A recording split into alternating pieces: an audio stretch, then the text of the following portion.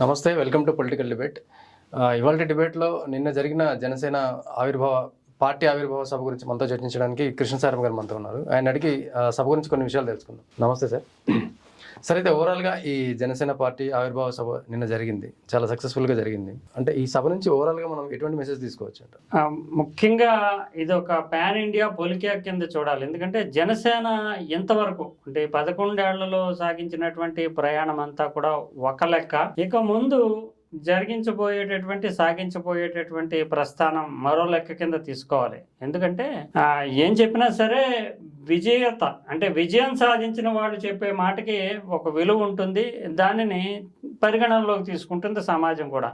ఇంతవరకు జనసేన 11 ఏళ్లలో అంటే 10 ఏళ్లలో, లాస్ట్ ఇయర్ విజయం సాధించిందనుకో, 10 ఏళ్లలో సాధించినటువంటి విజయాలు చాలా తక్కువగా ఉండడము, తర్వాత ఏమో అటు వైఎస్ఆర్ కాంగ్రెస్ పార్టీ ప్రభుత్వం చాలా అణచివేతకి గురి చేయడము, పవన్ కళ్యాణ్ స్వయంగా 2 చోట్ల పోటీ చేసి ఓడిపోవడం. దీంతో 2019 నుంచి 24 వరకు జనసేన సామాజిక క్షేత్రంలో కానీ రాజకీయ క్షేత్రంలో కానీ ఒక నైతికంగా కొంత ఇబ్బంది పడినటువంటి పరిస్థితి, మానసికంగా దెబ్బతిన్నటువంటి పరిస్థితే కనిపించింది. కానీ ఇప్పుడు ఒక రికార్డు స్థాయి విజయాన్ని సాధించిన తర్వాత హిస్టరీతోటి రంగంలోకి వచ్చింది. అందువల్ల ఇక ముందు ఒక లెక్క అంటే విజేత చెప్పే మాటలకు విలువ ఉంటుంది కనుక జనసేన సిద్ధాంతాల గురించి అనేక సందర్భాల్లో అనేక మీటింగ్లో ఆయన మాట్లాడినా ఎవరు పెద్దగా పట్టించుకోవాలి, ఏదేదో చెప్తాడులే అని. కానీ ఇప్పుడు ఆయన మాటకు విలువ పెరిగింది, ఆయన చేసేటటువంటి ప్రసంగానికి కానీ ఇచ్చేటటువంటి సందేశానికి కానీ చాలా విలువ పెరిగింది. అందువల్ల విజేత చెప్పేటటువంటి మాట కాబట్టి ఇప్పుడు ఆయన చేసినటువంటి ప్రసంగం కానీ ఆ జన సమీకరణ కానీ లక్షలాది మంది జన సమీకరణ కానీ ఇవన్నీ చూస్తే కనుక ఇప్పుడు ఓవరాల్గా ఆయన సందేశాన్ని, మీటింగ్ జరిగినటువంటి తీరుని, వివిధ అంశాలపైన వెలిపించినటువంటి ఒక సైద్ధాంతికమైనటువంటి ఎజెండాని చూస్తే కనుక ఇది పాన్ ఇండియా పొలిటికా అంటే రాజకీయంగా అతను తన పరిధిని విస్తృతం చేసుకుంటూ విస్తారం చేసుకుంటూ కేవలం ఆంధ్రప్రదేశ్లోనే ఇప్పుడు విజయం సాధించారు. కానీ ఇది తన ఎజెండా కానీ తన రాజకీయం కానీ ఆంధ్రప్రదేశ్కి మాత్రమే పరిమితం కాబోవడం లేదు. ఇది భారతదేశ జాతీయ స్థాయిలోనే తాను చాలా కీలకమైన పాత్ర పోషించబోతున్నాను అనేటటువంటి ఒక ఎజెండాని, తన సిద్ధాంతాన్ని అందుకు ముడిపెట్టుకుంటూ జాతీయ ఎజెండాతో కూడినటువంటి సిద్ధాంతంతో ఒక పాన్ ఇండియా పాలిటిక్స్ జరగబోతున్నాను అనేటటువంటి సందేశాన్ని అంతర్గతంగా అంటే ఆయన చెప్పిన మాటలను బట్టి చూస్తే కనుక అంతర్గతంగా భవిష్యత్తులో పవన్ కళ్యాణ్ జాతీయ రాజకీయాల్లో కీలక పాత్ర పోషించబోతున్నాడు, అందుకు తగినటువంటి ఎజెండాని సిద్ధాంతాన్ని ఇప్పటికే రెడీ చేసుకున్నాడు అనేది మనకు స్పష్టమవుతుంది. ఆయన మాటల్లోనే చూసినా కూడా సామాజిక రాజకీయ చారిత్రక అంశాలను స్టడీ చేయకుండానే నేను రాజకీయాల్లోకి వస్తానా, పార్టీ పెడతానా అంటే నాకు భారతదేశ రాజకీయ సామాజిక చారిత్రక సాంస్కృతిక అంశాలన్నిటి మీద కూడా అవగాహన ఉంది, ఆ అంశాల ప్రాతిపదిక మీద జాతీయ రాజకీయాలు నడపబోతున్నాను అంటూ ఆయన ఒక స్పష్టమైనటువంటి సంకేతాన్ని ఇచ్చినట్లుగానే చెప్పాలి. అంతే ఈ విషయాన్ని వేరే సందర్భంలో కానీ సాధారణమైనటువంటి పరిస్థితుల్లో కానీ చెప్పుంటే ఎవరో పట్టించుకోరు. కానీ విజయం సాధించిన తర్వాత చెప్తున్నాడు కనుక ఖచ్చితంగా ఆ మాటలకి విలువ ఉంటుంది. ఇప్పుడు పవన్ కళ్యాణ్కి ఇండియన్ పాలిటిక్స్లో కూడా చాలా వాల్యూ పెరిగింది. అందువల్ల తన సిద్ధాంతాన్ని ప్రజల్లోకి అంటే పార్టీ సిద్ధాంతం ఏంటి అనేది ఖచ్చితంగా ప్రజల్లోకి తీసుకెళ్ళడానికి ప్రయత్నం చేశాడు. ఇప్పుడు అంటే ఇదే ఒక ఏడాది ముందో 2 ఏళ్ల ముందో ఇదే సిద్ధాంతాలని చెప్పుంటే కనుక అసలు ముందు నీ ఆంధ్రప్రదేశ్లో నీ గెలుపు అనేది చూసుకో, తర్వాత నువ్వు పెద్ద పెద్ద మాటలు మాట్లాడితే కానీ అనే అవకాశం ఉంది. కానీ ఇప్పుడు ఒక విజేతగా ప్రధానమంత్రి స్థాయిలోనే గుర్తింపు పొందినటువంటి వ్యక్తిగా, ప్రధానమంత్రి లాంటి వాళ్ళు గుర్తించి ఈయన పక్కన పెట్టుకునేటటువంటి వ్యక్తిగా, రికార్డు సృష్టించినటువంటి పార్టీగా ఉంది కనుక ఆయన మాటలకి ఆ పార్టీ సిద్ధాంతానికి విలువ పెరిగింది. సో ఇది ఒక పాన్ ఇండియా పాలిటిక్స్కి జనసేన సిద్ధమవుతున్నటువంటి తరుణంగా, అందుకు నాంది ప్రస్తావనగా ఈ సమావేశాన్ని మనం చూడాలి. సార్, అయితే పవన్ కళ్యాణ్ నిన్న సభలో మాట్లాడుతూ జనసేనకి జన్మస్థలం తెలంగాణ, జనసేన పుట్టిన ప్లేసే తెలంగాణ అని చెప్పేసి కూడా దాంతోపాటు కొన్ని తెలంగాణ ఇష్యూస్ కూడా టచ్ చేయడం జరిగింది. దీన్ని ఎలా చూడాలంటే భవిష్యత్తులో పార్టీని ఏమన్నా పూర్తిగా తెలంగాణలో కూడా విస్తరించే అవకాశం ఉందంటారు? అంటే జనసేన ఇప్పటికీ తెలంగాణలో ఉంది, అంటే గుర్తించదగినటువంటి స్థాయిలో లేదు. మొన్న ఎన్నికల్లో చూసినా కూడా భారతీయ జనతా పార్టీతో కలిపి జనసేన వెళ్ళింది, విజయం అయితే దక్కలేదు. చాలా నామినల్ కావడం వల్ల అసలు సాధారణమైనటువంటి వాళ్ళే కాకుండా ఎడ్యుకేటెడ్ పీపుల్ కూడా అసలు జనసేన పోటీ చేసిందా అని అనుకునే పరిస్థితి. ఎందుకంటే బీజేపీ లాంటి పెద్ద పార్టీ గుప్పెట్లో ఉండడం ఒకటి, తర్వాత జనసేనకి ఇక్కడ రెలవెన్స్ ముందు ఆంధ్రప్రదేశ్ అంటే ఈ పార్టీ నాయకుడు పుట్టినటువంటి ఆంధ్రప్రదేశ్లో ఆ పార్టీ ప్రాబల్యం నిరూపించుకున్న తర్వాతే ఇక్కడ ఉండాలి. నిజానికి తెలుగుదేశం పార్టీ అంత పెద్ద పార్టీ అయినా కూడా తెలంగాణలో రెలవెన్స్ కోల్పోయింది, ఎందుకంటే ఇక్కడ నుంచి రాష్ట్ర విభజన తర్వాత. అటువంటి పరిస్థితిలో జనసేన ఏం చేస్తుంది అనుకున్నారు. అందువల్ల భారతీయ జనతా పార్టీతో కలిసి ఉన్నప్పటికీ జిహెచ్ఎంసీ ఎన్నికల్లో కూడా పోటీ చేద్దాం అనుకున్నారు. భారతీయ జనతా పార్టీ సహకరించండి అంది, అందువల్ల పోటీ చేయలేదు. జనసేన చాలా కాలంగా భారతీయ జనతా పార్టీతో కలిసి నడుస్తుంది. 2023 ఎన్నికల్లో బీజేపీతో కలిసి ఉంది, కానీ ఎవరు గుర్తించలేదు ఆ పార్టీని. ఇప్పుడు అందుకు గాను ఆయన ప్రత్యేకంగా తెలంగాణ అంశాన్ని ప్రస్తావించడమే కాకుండా తెలంగాణలో గద్దర్ నాకు అన్న లాంటి వాడు, సెంట్రల్ యూనివర్సిటీ ప్రొఫెసర్లు ఇలా అన్నారు, తర్వాత దాశరథి యొక్క ఫిరంగిలా పేలడం కానీ, దాశరథి యొక్క కోట్స్ని ప్రస్తావించడం కానీ, ఇవన్నిటిని తీసుకొస్తూనే ముఖ్యంగా ఇక్కడ తెలంగాణలో భారతీయ జనతా పార్టీకి ఒక ఎజెండా ఉంది. మతపరమైన జాతీయవాదంతో కూడినటువంటి ఒక ఎజెండా, ఎంఐఎంని టార్గెట్ చేస్తూ మెజారిటీ హిందూ మతాన్ని తన వైపు ఆకర్షించుకోవాలనేటటువంటి ఎజెండా భారతీయ జనతా పార్టీకి ఉంది. ఆ ఎజెండాను కూడా గుర్తు చేసే విధంగా పేరు పెట్టకపోయినప్పటికీ ఇక ఒక 15 నిమిషాలు కళ్ళు మూసుకుంటే కనుక ఏం చేస్తామో చూస్తామంటూ అక్బరుద్దీన్ ఓవైసీ, అసదుద్దీన్ ఓవైసీ వంటి వాళ్ళ మాటలు కానీ, లేదంటే ఇక్కడ తెలంగాణ సంస్కృతికి ప్రతీకగా ఉన్నటువంటి బతుకమ్మ ఉత్సవాలని వాళ్ళు కొంత బతుకమ్మ బతుకమ్మ బతుకమ్మ అంటూ హేళన చేసినటువంటి దాన్ని కానీ, ఇక్కడ ఉండేటటువంటి ప్రధాన రాజకీయ పార్టీలు కాంగ్రెస్ కానీ బీఆర్ఎస్ కానీ ఎంఐఎంని ఎదుర్కొని వాళ్ళని తప్పుపట్టే విధంగా ప్రవర్తించకపోవడం కానీ, అంటే ఒక సాంస్కృతిక మూలానికి ప్రతీక అయినటువంటి బతుకమ్మని వాళ్ళు హేళన చేసినా కూడా ఇక్కడ ఉండే ప్రధాన పార్టీలు పట్టించుకోవట్లేదు అని చెప్పడము. తర్వాత ఒక 15 నిమిషాలు కళ్ళు మూసుకుంటే మేమేంటో చూపిస్తామంటూ మెజారిటీ మతానికి వ్యతిరేకంగా చేసినటువంటి వ్యాఖ్యలు కానీ వీటిని ప్రస్తావించడం. అంటే దాదాపు ఇవన్నీ కూడా ఆ వ్యాఖ్యలు చేసిన అక్బరుద్దీన్ ఓవైసీ మీద కేసులు పెట్టారు, తర్వాత కొట్టేశారు. అవి జరిగి కూడా 10-15 ఏళ్ళు అయింది. అయినా కూడా వాటిని గుర్తు చేయడం ఏంటంటే తన ఎజెండా తెలంగాణలో కూడా ఉండబోతున్నాను, భారతీయ జనతా పార్టీ ఎజెండాని తాను కూడా తీసుకుంటున్నాను, అంటే తెలంగాణకు మూలమైనటువంటి ఒక భారతీయ జనతా పార్టీ సిద్ధాంతం ఏదైతే ఉందో ఇక్కడ అధికారం కోసం ఆ సిద్ధాంతంతో తాను కూడా కలుస్తున్నాను అంటూ ప్రధానంగా వేరే విషయాలు ఏమైనా మాట్లాడినా పెద్దగా ఫోకస్ రాదు కనుక తెలంగాణ సాంస్కృతిక అస్తిత్వమైనటువంటి బతుకమ్మకు సంబంధించినటువంటి ఇష్యూని, తర్వాత ఇక్కడ ఉండేటటువంటి గద్దర్కి సంబంధించినటువంటి ఇష్యూని, దాశరథికి సంబంధించినటువంటి ఇష్యూస్ని పేర్కొంటూనే ఎంఐఎం తమకు ప్రధాన ప్రత్యర్థి కాంగ్రెస్ కానీ బీఆర్ఎస్ కానీ ఇక్కడ ఉన్నటువంటి 2 పార్టీలు ఎంఐఎంని అనడానికి కానీ విమర్శించడానికి కానీ సాహసించడం లేదు. ఇప్పుడు మేము అంటే భారతీయ జనతా పార్టీతో ప్రత్యేకంగా చెప్పకపోయినా భారతీయ జనతా పార్టీతో ఉన్నాడు కనుక ఆ ఎజెండాతోటి ఎంఐఎంని ఒక సాకుగా చూపిస్తూ ఇక్కడ తెలంగాణలో కూడా జనసేన ప్రాబల్యాన్ని విస్తరించుకునేటటువంటి ప్రయత్నంలో ఉన్నట్టుగానే మనం చెప్పాలి. అందువల్ల ఇప్పటికే ఆంధ్రప్రదేశ్లో విజయం సాధించాడు కనుక తెలంగాణ వైపు కూడా తన దృష్టి ఉంది. తెలంగాణ తన జన్మస్థలం, తెలంగాణలోనే తాను ఎదిగాను, ఇది కార్యస్థానం ఆంధ్రప్రదేశ్ అని చెప్పడం ద్వారా తెలంగాణ మీద రాజకీయంగా ఫోకస్ ఉంటుంది, భవిష్యత్తులో తెలంగాణ మీద తమ దృష్టి ఉంటుంది అని ఒక స్పష్టమైనటువంటి సందేశాన్ని, సంకేతాన్ని ఇచ్చాడు. అందుకు రకరకాలైనటువంటి ఈక్వేషన్స్ కూడా ఈ ప్రసంగంలో ఉన్నాయనే చెప్పాలి. సరే, అయితే ఇప్పుడు భవిష్యత్తులో కూటమిలో జనసేన ఉంటుందా లేదనే ఒక డౌట్ కూడా నిన్న మొన్నటి వరకు రైజ్ అయింది. సో ఇది చర్చలో ఉండగానే నిన్న ఒక కామెంట్ చేశాడు పవన్ కళ్యాణ్, ఏంటంటే 40 ఏళ్ల చరిత్ర ఉన్న టీడీపీ పార్టీని కూడా ఇక్కడ మనమే నిలబెట్టామని చెప్పేసి జనసేన సైనికులను ఉద్దేశించి ఆయన ప్రసంగం చేశారు. సో దీన్ని ఎట్లా మనం చూడొచ్చు సార్? అది ఎందుకంటే జనసేన నిజానికి విజయం అనేది ఒక సాధారణ స్థాయిలో కాకుండా కూటమికి చాలా బలమైనటువంటి విజయం. అసలు కేవలం 11 స్థానాలకి వైఎస్ఆర్ కాంగ్రెస్ పార్టీ పరిమితం కావడము, జనసేన ప్రతి చోట పోటీ చేసిన ప్రతి చోట, తెలుగుదేశానికి కూడా 134 సీట్లతో, అంటే నిజానికి జనసేన మీద కానీ బీజేపీ మీద కానీ ఆధారపడకుండా తెలుగుదేశం తమ రాజకీయాలు నడుపుకోగలిగినటువంటి స్థాయికి విజయం రావడం, దీంతో జనసేనకేమో ఒక రికార్డు స్థాయి హిస్టరీ క్రియేట్ చేసేటటువంటి విజయం వచ్చింది.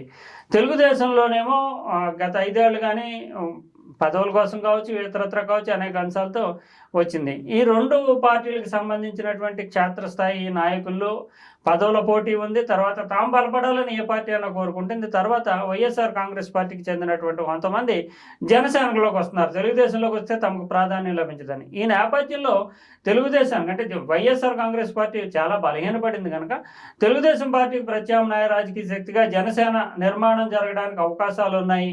అందువల్ల ఇప్పుడు స్వతంత్రంగా నిలబడుతుందా, తెలుగుదేశం కూడా ఆ పార్టీ విజయం తర్వాత కూటమిలో పెద్దగా కూటమి ఉన్నా లేకపోయినా అధికారంలో తామే తమ పదవులు పొందొచ్చు కదా అనే భావన కూడా తెలుగుదేశం వర్గాల్లో ఉంటుంది. అందువల్ల ఈ జనసేన బలపడడం అనేది తెలుగుదేశానికి కొంత ప్రతికూలంగా ఉంటుంది. అందువల్ల ఈ రెండు విడిపోయి జనసేన తనంతట తాను పార్టీని నిర్మాణం చేసుకుంటుందా అనే భావన వ్యక్తమైంది. తర్వాత ఈయన చేసిన వ్యాఖ్యలు నిజంగానే 40 ఏళ్లగా ఉన్నటువంటి తెలుగుదేశం పార్టీని నిలబెట్టాము, 11 ఏళ్లుగా మనం కష్టాలు పడుతున్నా, 10 ఏళ్లుగా మనం కష్టాలు పడుతున్నా, మనం నిలబడ్డాము. అది వాస్తవం. ఎందుకంటే తెలుగుదేశం మొరల్గా చాలా వీక్ అయినటువంటి చంద్రబాబు నాయుడు అరెస్ట్ తర్వాత ఒక దిక్కుతోచినటువంటి పరిస్థితిలో ఉన్న తెలుగుదేశానికి నేనున్నాను అనేటటువంటి అండతోటి బహిరంగంగా ప్రకటన చేస్తూ కూటమి ప్రకటనే మొట్టమొదటిగా చేసిన వ్యక్తి పవన్ కళ్యాణ్. అంతకు ముందు నుంచి సంవత్సరం ముందు నుంచి ఫెయిలర్స్ వదులుతున్నాడు. ఏంటంటే ఓట్లు చీలకుండా వైఎస్ఆర్ కాంగ్రెస్ పార్టీకి వ్యతిరేకంగా ఓట్లు చీలకుండా చూస్తానని చెప్తున్నారు. కానీ కూటమి నిర్ణయాన్ని మాత్రం పవన్ కళ్యాణ్ ప్రకటించాడు, చంద్రబాబు నాయుడు ప్రకటించలేదు. అందువల్ల తెలుగుదేశాన్ని నిలబెట్టాం, మనం నిలబడ్డాం అన్నాడు. మళ్ళీ దీనికి సంబంధించి నెగిటివ్ ఇంపాక్ట్ ఏమన్నా పబ్లిక్లోకి వెళ్తుందనే ఉద్దేశంతో వెంటనే ఆయన ఆ ప్రసంగంలోనే చంద్రబాబు నాయుడిని చాలా ప్రశంసించారు. చంద్రబాబు నాయుడు విజన్ని ప్రశంసించారు. చంద్రబాబు నాయుడు సైబరాబాద్ నిర్మాణాన్ని ప్రశంసించాడు. అంతేకాకుండా చంద్రబాబు నాయుడిని చూసి కూడా నేర్చుకున్నాను. క్లైమోర్ మైన్ పేలిన తర్వాత మరుసటి రోజే వచ్చి విధుల్లో కూర్చున్నాడు, అతను ఆదర్శం అన్నాడు. లోకేష్ని ప్రశంసించాడు. అంటే కూటమి అనేది కలిసి వెళ్ళాలి అనేటటువంటి సందేశాన్ని కూడా ఇచ్చారు. ఇది అంటే కేవలం తన ఆంధ్రప్రదేశ్ పరిమితం అవుదాము, ఇక్కడ అధికారం తెచ్చేసుకుందాం అనే భావనలో లేడు. అందువల్లనే కూటమి కొనసాగాలి అంటూనే తెలంగాణలోని తన అస్తిత్వం ఉంటుందని చెప్తున్నాడు. నేషనల్ పాలిటిక్స్ని కూడా ప్రస్తావించాడు ఐడియాలజికల్గా. అందువల్ల కేవలం పవన్ కళ్యాణ్ ఆంధ్రప్రదేశ్లో అధికారం కోసం కంగారు పడుతున్నాడని కానీ ఆంధ్రప్రదేశ్లో స్వతంత్రంగా అధికారంలో రావాలనేటటువంటి ప్రయత్నాలు చేస్తున్నాడని కానీ అనుకోలేము. అందువల్ల కూటమి కొనసాగుతుంది అనేటటువంటి సంకేతాన్ని డైరెక్ట్గా ఇండైరెక్ట్గా కూడా ఆయన ప్రసంగంలో ఇచ్చారు. అందువల్ల తెలుగుదేశంతో ఉండేటటువంటి కూటమికి మాత్రం ఇప్పట్లో ఏ రకమైనటువంటి ఆటంకాలు ఉండవనే పవన్ ప్రసంగాన్ని బట్టి మనం అర్థం చేసుకోవచ్చు. సరే, నిన్న పవన్ కళ్యాణ్ మాట్లాడుతూ హిందీ భాష మీద కూడా ఆయన కొన్ని కామెంట్లు చేశారు. హిందీ భాషను వద్దని కొన్ని రాష్ట్రాలు అంటున్నాయి, మరి సినిమాలను మీరు హిందీలోకి డబ్ చేయకండి అని చెప్పేసి. అంటే ఈ రకంగా చూస్తే ఇతర రాష్ట్రాల మీద కూడా ఆయన ఏమైనా పట్టు సాధించే అవకాశం ఉందా, లేకపోతే వివాదాలకు ఏమైనా దారితీసే అవకాశం ఉందా సార్? అతను పవన్ కళ్యాణ్ మొదటి నుంచి ఈ ప్రసంగాన్ని మనం అర్థం చేసుకుంటే కనుక నేషనల్ పాలిటిక్స్, జాతీయ స్థాయిలో రాజకీయాల్లో కీలకం కావాలనుకునేది ఆయన స్పష్టమైనటువంటి సందేశం. అందులోని దక్షిణ భారతదేశంలో ఒక సెన్సిటివిటీ ఏర్పడింది. నార్త్ వర్సెస్ సౌత్ అనేటటువంటి భావన తీసుకురావడానికి తమిళనాడు చాలా తీవ్రంగా ప్రయత్నం చేస్తుంది. ఎందుకంటే భాష ముందుగా హిందీ భాషను రుద్దుతారు అనేటటువంటి ఒక భావాన్ని ముందు పెట్టారు. తర్వాత చూస్తే కనుక డీలిమిటేషన్, రాష్ట్రాల్లో ఇప్పుడు లోక్సభ సీట్ల పునర్విభజన జరిగినప్పుడు జనాభా లెక్కల ఆధారంగా దక్షిణ భారతదేశంలో సీట్లు తగ్గిపోతే ఉత్తర భారతదేశంలో సీట్లు పెరిగిపోతాయి. ఈ రకమైనటువంటి ఫీలింగ్ తీసుకురావడం ద్వారా ఏ రాష్ట్రానికి ఆ రాష్ట్రానికి 2026లో ఎన్నికలు ఉన్నాయి తమిళనాడులో. సో డిఎంకే అధికారంలో ఉంది, భారతీయ జనతా పార్టీ కొంత బలపడి ఉంది, ఏడీఎంకే బలహీనంగా ఉంది. ఈ నేపథ్యంలో ఒక ఎజెండాతో వెళ్ళాలనే ఉద్దేశంతో అక్కడ ఉండేటటువంటి డిఎంకే హిందీ భాషను రుద్దుతున్నారు అంటూ ఆ రూపాయి గుర్తు ముద్రను మార్చుకోవడం కావచ్చు, హిందీ సెకండ్ భాష అంటే 3 త్రిభాష విధానం కుదరదని చెప్పడం కావచ్చు, కేంద్రం తమకు అన్యాయం చేస్తుందని కావచ్చు, డీలిమిటేషన్ కావచ్చు. ఇలా అనేక అంశాలను లేవనెత్తుతూ ఉత్తర భారతదేశం వేరు, దక్షిణ భారతదేశం వేరు అనేటటువంటి భావాన్ని రేకెత్తించడం ద్వారా రాజకీయంగా మైలేజ్ పొందాలని ప్రయత్నం చేస్తుంది కాంగ్రెస్ కూడా. ఇక్కడ ఇప్పుడు తెలంగాణలో అధికారంలో ఉన్నటువంటి కాంగ్రెస్, కర్ణాటకలో అధికారంలో ఉన్నటువంటి కాంగ్రెస్ను కూడా కలుపుకుని పోవడానికి డిఎంకే ప్రయత్నం చేస్తుంది. వైఎస్ఆర్ కాంగ్రెస్ పార్టీ కూడా ఒక విజ్ఞాపన ఇచ్చి మీటింగ్లో పెట్టుకుందామని ఉన్నారు. ఇటు బీఆర్ఎస్ను కూడా ఆకర్షించింది. ఇలా అయితే డిఎంకే ఎజెండాని ఎవరు కూడా తీవ్రంగా వ్యతిరేకించట్లేదు. హిందీ భాష విషయంలో తెలంగాణలో కూడా సన్నాయినకులు. అయితే అటు తెలుగుదేశం పార్టీ మాత్రం హిందీ భాష ఉండాలి, ఇంకా ఎన్ని భాషలన్నా నేర్చుకోవచ్చు అంటూ తన స్పందనని వ్యక్తం చేసింది. కాంగ్రెస్ పార్టీ మాత్రము ఇటు ఇక్కడ ఉన్నటువంటి రేవంత్ రెడ్డి కానీ కర్ణాటకలో ఉన్నటువంటి సిద్ధు డికే శివకుమార్లు కానీ డిఎంకే ఎజెండాని వ్యతిరేకించట్లేదు, డిఎంకేలో భాగస్వామిగా కూడా ఉన్నారు. అందువల్ల ఈ దక్షిణ ఉత్తర భారతదేశం అనేటటువంటి విభజన ద్వారా ఒక సెన్సిటివ్ సున్నితమైనటువంటి సమస్య, రాజకీయ సమస్యగా మారుస్తున్నారు. అందువల్ల సౌత్ ఇండియాలో చూస్తే కనుక పవన్ కళ్యాణ్ మాత్రమే నేషనల్ ఎజెండాకు అనుకూలంగా బలమైనటువంటి వాదన వినిపించారు. ఇప్పుడు హిందీ భాషని నేర్చుకోవడం ఎలా తప్పు అవుతుంది, హిందీలో మీకేమో తమిళ సినిమాలను హిందీలో డబ్ చేసుకుని డబ్బులు కావాలి, తర్వాత ఏమో భారతదేశం అనేటటువంటిది ఒక సమగ్ర స్వరూపము, భారతీయ ఆత్మ అంటే మన సాంస్కృతికమైనటువంటి దేవుళ్ళు మొదలు అన్నీ కూడా ఆయన ప్రస్తావించినటువంటి హిమాలయాల్లో ఉండే శివుడి నుంచి ఇక్కడ దక్షిణ భారతదేశంలో ముఖ్యంగా తమిళనాడులో మురుగన్ అంటే కుమారస్వామి, ఇంతవరకు కూడా జాతీయవాదానికి అనుకూలమైనటువంటి సాంస్కృతికమైనటువంటి మతపరమైనటువంటి ఐకమత్యం కావచ్చు, ఏకత్వం కావచ్చు, భిన్నత్వంలో ఏకత్వం కావచ్చు, ఇవన్నీ కూడా ఒకటే. మనం నల్లగా ఉన్నాం కనుక మీరు తెల్లగా ఉన్నారు కనుక వేరు అని అనలేము. ఒకే దేశంలో ఒకే ప్రాంతంలో కూడా భిన్నమైనటువంటి ఒకే కుటుంబంలో కూడా ఒకళ్ళు తెల్లగా ఉంటారు, ఇంకొకళ్ళు నల్లగా ఉంటారు, అంత మాత్రాన కుటుంబం వేరంటామా? అలా ఆ కుటుంబంతో పోలుస్తూ భారతదేశము జాతి అనేది ఒకటే. అందువల్ల అక్కడ దక్షిణ భారతదేశం వేరు, ఉత్తర భారతదేశం వేరు అనేటటువంటి విభజన అనేది రాజకీయపరమైనటువంటిది అనేటటువంటి అంశాన్ని ప్రస్తావించడం. కానీ ముఖ్యంగా నేషనల్ ఎజెండా బీజేపీ లీడర్స్ కూడా ఒక సెన్సిటివిటీ ఫీల్ అవుతున్నారు. ఎందుకంటే హిందీ అనేటటువంటి అంశంలో కనుక గట్టిగా మాట్లాడితే ఈ దక్షిణ భారతదేశం ఏ రకంగా స్పందిస్తుందో అనేటటువంటి భావనలో ఉన్నారు. కానీ దాన్ని పటాపంచలు చేస్తూ హిందీ అనేటటువంటిది నేర్చుకోవాలన్నారు. అంతేకాకుండా మతాన్ని కూడా తీసుకొచ్చాడు పవన్ కళ్యాణ్. ఎందుకంటే ఇక్కడ ఉండేటటువంటి భారతదేశంలో ఉండేటటువంటి ముస్లింలు కూడా ఏ ప్రార్థన అయినా సరే అరబిక్లో ప్రార్థన చేస్తారు.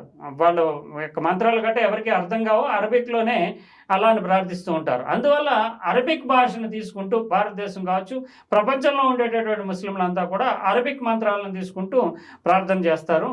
మరి మనము మన గుడుల్లో కానీ ఇతరత్ర కానీ సంస్కృతంలో మంత్రాలు చదివితే తప్పేంటి? ఇప్పుడు స్టాలిన్ కూడా హిందీ పేరుతోటి సంస్కృతాన్ని కూడా రంగప్రవేశం చేస్తారు అనేటటువంటి సంస్కృత వ్యతిరేకమైనటువంటి వ్యాఖ్యలు కూడా స్టాలిన్ చేస్తున్నాడు. మరి మన దేశాన్ని కలిపి ఉండేటటువంటి ముస్లిం ప్రపంచాన్ని అంతటినీ కూడా వివిధ దేశాల్లో కలుపుతున్నటువంటి అరబిక్ మంత్రాలని ఆ ప్రార్థనా మందిరాల్లో ఆలాపిస్తున్నప్పుడు మసీదుల్లో సంస్కృత మంత్రాలని మనం అధ్యయనం చేయడము ఆలాపించడం తప్పేలా అవుతుంది. దీనిని కూడా రాజకీయ కోణంలో చూడడం ఎంతవరకు కరెక్టు అని అది కూడా ఇష్యూ చేస్తూ ప్రత్యేకించి కంపారిజన్ పోలిక తీసుకొస్తూ ఇప్పటి వరకు మైనారిటీలు తమ మత మూలాలను కాపాడుకోవడానికి అరబిక్ ప్రార్థన మంత్రాలను పఠిస్తున్నారు. సంస్కృతి అనేటటువంటిది భారతదేశానికి ఆధారభూతమైనటువంటి ప్రాచీన భాష. మన మంత్రాలు మన ఆచార వ్యవహారాలు అన్నీ కూడా వివాహాలు మొదలు క్రతువుల వరకు కర్మకాండ వరకు కూడా ముడిపడి ఉన్నటువంటి మంత్రాలు సంస్కృతంలో ఉన్నాయి. వాటిని మనం అధ్యయనం చేయడం కానీ ముందుకు తీసుకెళ్ళడం కానీ తప్పేలా అవుతుంది. దీనిని కూడా రాజకీయం చేస్తారా అంటే నేషనల్ ఎజెండాని బలంగా, అంటే నిజానికి భారతీయ జనతా పార్టీ నాయకులు కూడా వినిపించలేనంత బలంగా, అంటే సైద్ధాంతికంగా తన బలాన్ని చాటి చెప్తూ నిజానికి ఒక మాట కూడా అన్నారు పవన్ కళ్యాణ్. ఏంటంటే రాజకీయాల్లో ఉండాలంటే అధికార పిచ్చి అన్నా ఉండాలి, అధికార దాహం అన్నా ఉండాలి, పదవుల మీద పిచ్చి అన్నా ఉండాలి, లేదంటే సైద్ధాంతిక బలమైనా ఉండాలి. నేను సైద్ధాంతిక బలంతో నిలబడుతున్నాను అని చెప్పాడు. అంటే ఖచ్చితంగా ఇది జాతీయవాదంతో కూడినటువంటి సైద్ధాంతిక బలం. అంటే భారతీయ జనతా పార్టీ ఏ ఎజెండానైతే అనుకుంటుందో దానిని ఇంకా బలంగా, అంటే కంపారిజన్ చేయడం ద్వారా కూడా ఆయన సౌత్ నార్త్ విభజన కుదరదన్నాడు. హిందీ అనేటటువంటిది ఖచ్చితంగా నేర్చుకోవాల్సిన భాష, ఇంకా ఎక్కువ భాషలు కూడా నేర్చుకోవాలన్నాడు. మంత్రాలకు సంబంధించి సంస్కృతాన్ని కూడా నేషనల్ జాతీయవాద దృక్పథంతో భారతదేశం అంతా అనుసరించాల్సినటువంటి విధానం అన్నాడు. మతపరమైనటువంటి ఎజెండాలో కూడా భారతీయులు అంటే హిందూ మెజారిటీ పీపుల్ ఎవరైతే ఉన్నారో వాళ్ళు తమ సంస్కృతి ఆచారాలను పాటించాలన్నాడు. ఇవన్నిటి ద్వారా అతను చెప్పాల్సినటువంటి సందేశం ఏంటంటే పాన్ ఇండియా పాలిటిక్స్లో పాన్ ఇండియా పొలిటికల్ స్టార్గా తాను ఉండబోతున్నాను. దానికి భారతీయ జాతీయ పార్టీ అని భారతీయ జనతా పార్టీ ఎజెండా కాకుండా తన ఎజెండా కూడా అందుకు సిద్ధంగానే ఉంటుంది అనేటటువంటి ఒక స్పష్టమైనటువంటి సందేశాన్ని, సంకేతాన్ని ఇచ్చేటటువంటి ప్రసంగంగానే పవన్ కళ్యాణ్ చాలా దూరదృష్టితోటి, చాలా స్పెసిఫిక్ ఎజెండాతోటే ఈ మీటింగ్ని కండక్ట్ చేశాడనే మనం చెప్పాలి. అందువల్లనే కేవలం అక్కడ ఉండేటటువంటి చిన్న చితక వ్యవహారాలే కాకుండా ఇంకొకటి కూడా, ఇక్కడ మనం ఈ మీటింగ్ జరిగినటువంటి చేసినటువంటి తీరును చూస్తే కూడా చాలా పెద్ద ఎత్తున మీటింగ్, లక్షల మంది హాజరవడమే కాకుండా ఆ మీటింగ్లో కర్ణాటక నుంచి వచ్చిన వాళ్ళు ఉన్నారు, తమిళనాడు నుంచి వచ్చినటువంటి వాళ్ళు ఉన్నారు, తెలంగాణ వాళ్ళు ఎలాగో ఉంటారు కనుక మరాఠా నుంచి వచ్చినటువంటి వాళ్ళు ఉన్నారు, కేరళ నుంచి వచ్చినటువంటి వాళ్ళు ఉన్నారు, హిందీ ప్రాంతాల నుంచి వచ్చినటువంటి వాళ్ళు ఉన్నారు. వీళ్ళంతా కూడా జనసేన అని చెప్పిందా లేదంటే ముందస్తుగా ఏం తెలియదు కానీ తమ తమ భాషల్లో జనసేన జెండాలను పెట్టుకున్నారు. అంటే తమ తమ భాషల్లో జనసేన జయకేతనం నినాదాన్ని రాసుకుని వచ్చారు. అంటే తాను ముందుగానే ప్రిపేర్ అయ్యి ఉంటారా లేదా మనం చెప్పలేం కానీ ఈ జనసేన అనేటటువంటిది నేషనల్ ఎజెండా అనేది రిఫ్లెక్ట్ చేస్తుంది. సౌత్ ఇండియాలో కూడా అంటే కేరళ, కర్ణాటక, తమిళనాడు ఆ భాషల్లో కూడా జనసేన జయకేతనం నినాదాలు రాసుకుని ఆ ప్లకార్డులు ప్రదర్శించడం ఇవన్నీ ఓవరాల్గా ఇది నేను పాన్ ఇండియా, నేను జాతీయవాద నాయకుడిని అనేటటువంటి ఒక స్పష్టమైనటువంటి సంకేతాన్ని ఇవ్వడానికి పవన్ కళ్యాణ్ మనసా వాచా కర్మన ప్రయత్నించాడనే చెప్పాలి. ఇంకొక ఇష్యూ కూడా, ఎందుకంటే చాలా విమర్శలకు కూడా సమాధానం చెప్పాడు.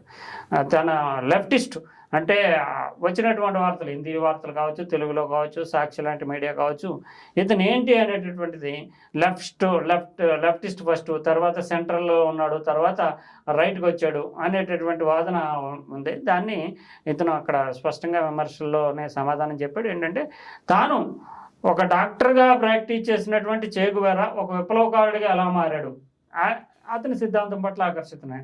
విభిన్నమైనటువంటి సిద్ధాంతాలని అన్నిటిని కూడా విభిన్నమైనటువంటి ప్రభావాలని అధ్యయనం చేసిన తర్వాత తనదైనటువంటి సిద్ధాంతం ఏది మంచి దేశానికి అనే సిద్ధాంతాన్ని రూపొందించుకున్నాను. నాకు అన్నీ తెలుసు. అంటే లెఫ్టిస్ట్ గద్దర్ తోటి పరిచయం ఉంది, అన్నగా చూస్తాను. అదే సమయంలో ఇక్కడ నిజాంకి వ్యతిరేకంగా పోరాడినటువంటి దాసరి ఐడియాలజీని తీసుకుంటున్నా, దాసరి ఐడియాలజీని నాకు తెలుసు. అట్ ది సేమ్ టైం బహుజన సామాజిక వర్గాలు, సామ్యవాద సిద్ధాంతాలు ఉండేటటువంటి ప్రొఫెసర్ శ్రీపతి రాముడు, ఆయన తనకి గురువు లాంటి వాళ్ళు, ఆయన సిద్ధాంతాలని అధ్యయనం చేశాను. అంతేకాకుండా ఈ భారతీయ సాంస్కృతికమైనటువంటి మూలాలతో కూడినటువంటి సిద్ధాంతాలని అధ్యయనం చేశాను. వీటన్నిటి ప్రభావాల్ని స్టడీ చేసిన తర్వాతే నాదైనటువంటి సిద్ధాంతం రూపొందించుకున్నాను.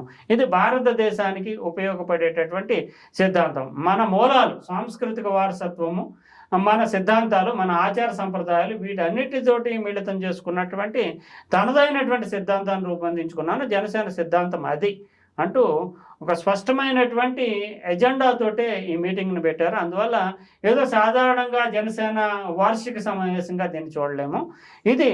ఈ సిద్ధాంతం జనసేన సిద్ధాంతం జాతీయవాదం.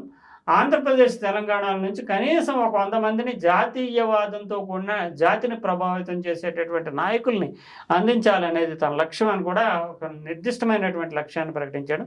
సినిమాల గురించి మాట్లాడొద్దని చెప్పాడు. జనసేన అనేది ఇప్పటివరకు జనసేన బేస్ ఏంటి? Fan base.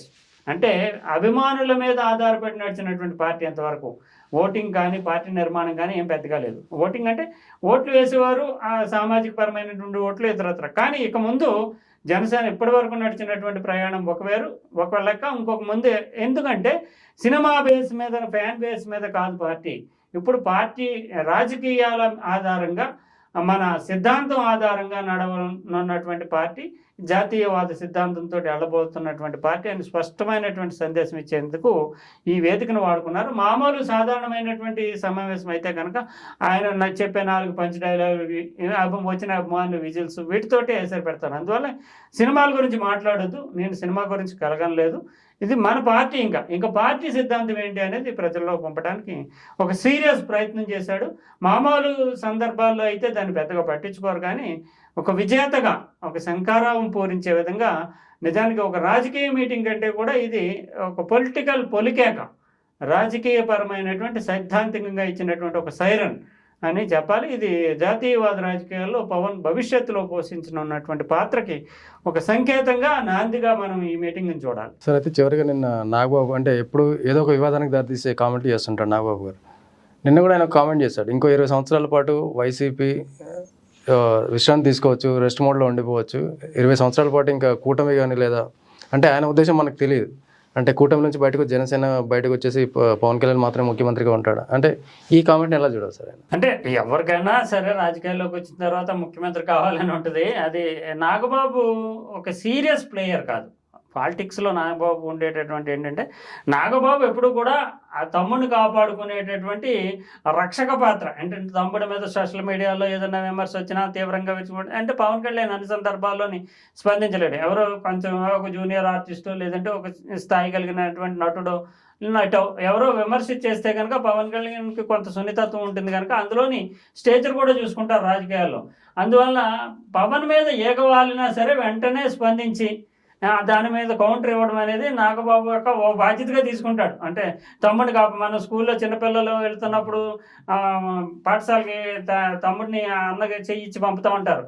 తమ్ముడిని ఎవరన్నా ఏమన్నా అంటే వెంటనే వాడిని బెదిరించడం, ఒకటి కావాలంటే కొట్టడం ఇలాంటివి చేస్తూ ఉంటారు స్కూల్ చిన్నపిల్లలు. అలాగా అన్న పాత్ర మాత్రమే, రాజకీయ నాయకుడి పాత్ర కంటే కూడా పవన్ కళ్యాణ్ విషయంలో కానీ జనసేన విషయంలో కానీ నాగబాబు పోషించే పాత్ర ఏంటంటే స్కూల్కి చిన్నపిల్లవాడిని తీసుకెళ్లే అన్న పాత్రే పోషిస్తూ ఉంటాడు.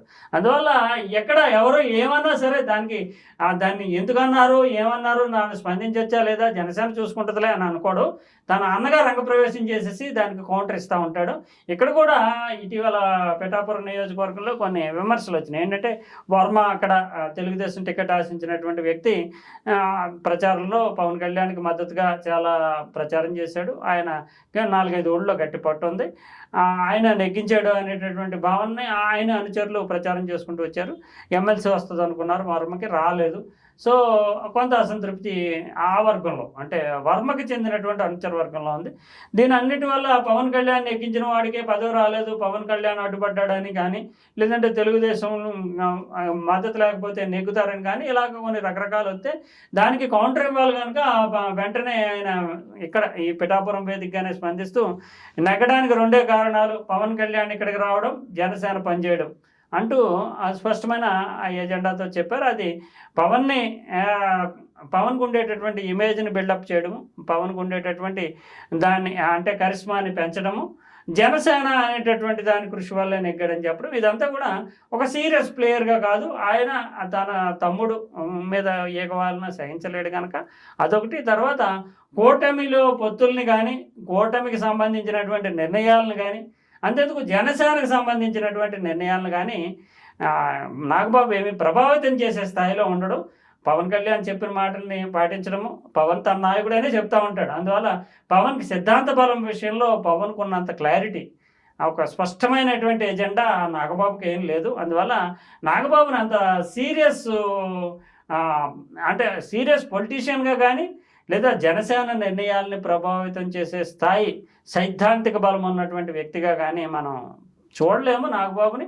అందువల్ల ఇంకా నాగబాబు కంటే కూడా నాదెండ్ల మనోహరు, హరిప్రసాద్ ఇలాంటి వాళ్ళ మాటకే పవన్ కళ్యాణ్ వద్ద ఎక్కువ అంటే అన్నగా అతనికి రావాల్సినటువంటి సముచితమైనటువంటి గౌరవాన్ని ఇస్తాడు, తనని చాలా గౌరవంగా చూసుకుంటాడు. కానీ సిద్ధాంత విషయాల్లో కానీ పార్టీ పొత్తుల విషయంలో కానీ సీరియస్ ప్లేయర్ కాదు నాగబాబు. అందువల్ల అతను ఎందుకంటే తమ్ముడికి కౌంటర్గా ఏదన్నా ఎవరైనా ఇస్తే స్పందించడం అనేది వ్యక్తిగత స్థాయిలో దాన్ని ప్రతిస్పందించడము, విమర్శకు ప్రతి విమర్శ చేయడం, ఇంతవరకు నాగబాబు మాటకి విలువ ఉంటుంది. కానీ పార్టీ సిద్ధాంతాల విషయంలో నాగబాబుని పెద్ద సీరియస్గా మనం పట్టించుకోగలదు. థ్యాంక్ యూ సార్, నమస్తే.